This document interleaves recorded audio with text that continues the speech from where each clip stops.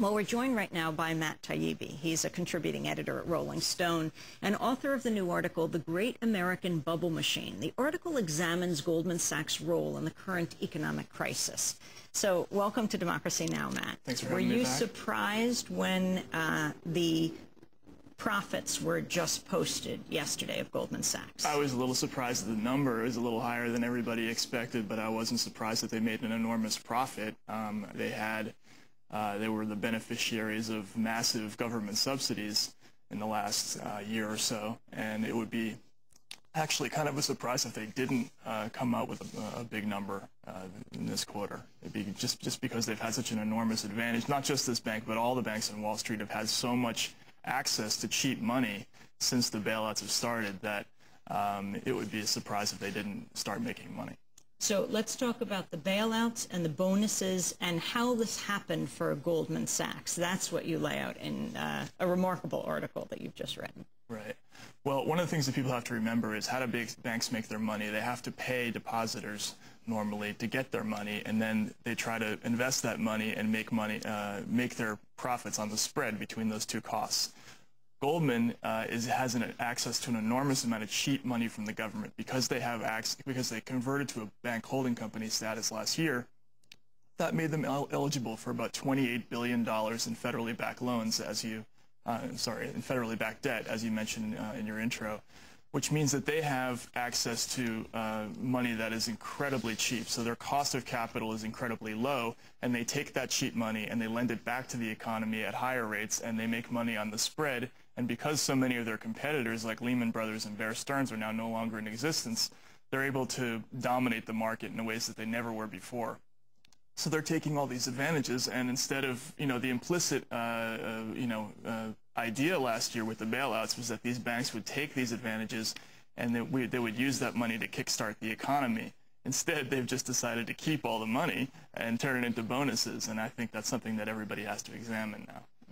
Talk about how Goldman Sachs played what you call the key role in the bubble, in the financial bubble. Well, in the housing/credit bubble, they played a key role. They may not have played the key role, but it's important to remember that that disaster with housing would not have taken place had not investment banks like Goldman Sachs found a way to take bad mortgages, subprime mortgages, and non-prime mortgages, dice them up into securities, and sell them off to secondary investors in a process called securitization. Without that process, there would not have been a market for those bad mortgages.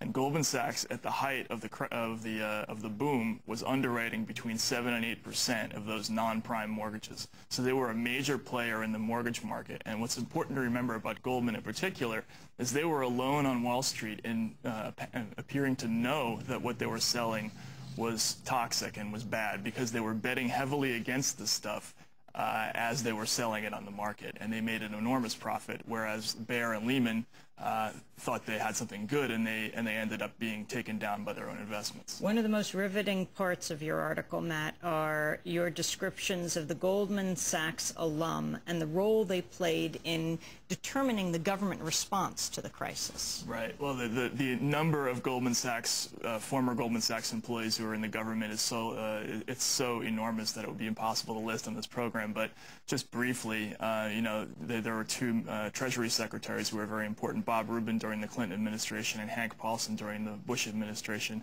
Bush's chief of staff, Josh Bolten, was a former Goldman Sachs banker. The guy who administered TARP, Neil Kashkari, was a Goldman banker. The current head of the NYSE, the World Bank, the Canadian National Bank, the #2 guy at the Treasury, the head of the Commodity Futures Exchange Commission, which regulates the commodities market. All these people are ex-Goldman bankers, and because of that, because they have access to these contacts in government, and they've always been able to get whatever they want from government whenever they want. The key example being the AIG bailout last year, when they got so much money through that. Explain that.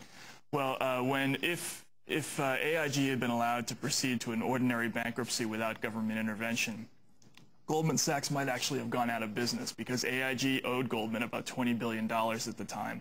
But what happened instead? Goldman was able to appeal to its former chief, Hank Paulson, in the Treasury, who engineered an $80 billion taxpayer-funded bailout of AIG, and immediately about $13 billion or $14 billion of those dollars went directly to Goldman Sachs. So this was really Goldman Sachs bailing out Goldman Sachs in the middle of the bailout. What's important to remember is that that same week that the AIG bailout happened, Hank Paulson elected not to rescue Lehman Brothers. So Goldman Sachs went from facing almost certain disaster to seeing their primary competitor leave the market and getting $13 billion in money from the taxpayer. How much money did Goldman Sachs pay in taxes in 2008? They paid $14 million in taxes last year, which is an effective tax rate of about 1%, which means that they paid in taxes about a third of what CEO Lloyd Blankfein actually made in compensation last year. And that sounds like an amazing number, and if you, their excuse for why that is because they had changes in their so-called geographic earnings mix, which basically means that they moved all their revenues to foreign countries where the tax rates were lower. And so Goldman, which was, again, the beneficiary of massive subsidies during the bailouts, paid really just a pittance in taxes last year. Goldman Sachs, Lucas von Prague, the global head of corporate communications, responded to your article, said your bubble case doesn't stand up to serious scrutiny. Just to give two examples, even with the worst will in the world, the blame for creating the internet bubble cannot credibly be laid at our door, and we could hardly be described as having been a major player in the mortgage market, unlike so many of our current and former competitors. Well, as to the former, as to the latter, again, I mentioned that at the height of the boom, they were underwriting 7 to 8% of the entire non-prime market, which to me sounds like a major player. As to the internet business, they underwrote about 1 out of every 5 internet IPOs throughout that entire period, and they were the single largest underwriter of internet and tech IPOs. So it would be impossible to imagine who would be a bigger contributor to the internet mess than Goldman Sachs, since they were the major player. How might Goldman Sachs profit off global warming? Well, Goldman Sachs is positioned in a number of different ways. They are a part owner of the Chicago Climate Exchange, which is where the carbon credits will be traded if this legislation goes through. They're also heavily invested in a number of companies that deal in carbon credits. And again, this is another kind of commodities market, like the oil commodities market, which exploded last summer and is exploding again now. And Goldman and banks like Morgan Stanley are poised to make an enormous amount of money if these credits ended up getting traded. Finally, Matt Taibbi, explain the latest news about Stephen Friedman and how he did, one of the former heads of Goldman Sachs, also a director, chair of the New York Federal Reserve Bank, in which he helped work out the deal for the Wall Street bailout. Well, Stephen Friedman last year was the chairman of the New York Fed when Goldman Sachs converted to bank holding company status, which again made when Goldman did that, when they changed their status, it made the New York Federal Reserve their primary supervisor, which meant that Stephen Friedman would have been regulating Goldman Sachs. The former head of Goldman Sachs would have been regulating Goldman Sachs. Friedman asked for a waiver to keep his shares in Goldman Sachs, even as he was regulating Goldman Sachs, and he actually got that waiver because, again, actually I'm not really sure who it's from the board, I believe, and but didn't Tim Geithner? Right, from Geithner. That's right. It was from Geithner. But then he went out again and he bought more shares in Goldman even after he got that waiver without permission, and he eventually had to step down from his role as chairman of the New York Fed. But what's interesting about that is that the guy who's now the president of the New York Fed, Dooley, is another former Goldman Sachs banker. So it's like, you can't get rid of these guys. Well, Matt Taibbi, I want to thank you very much for being with us, editor at Rolling Stone. His latest piece in Rolling Stone, The Great American Bubble Machine. This is Democracy Now! We'll be back.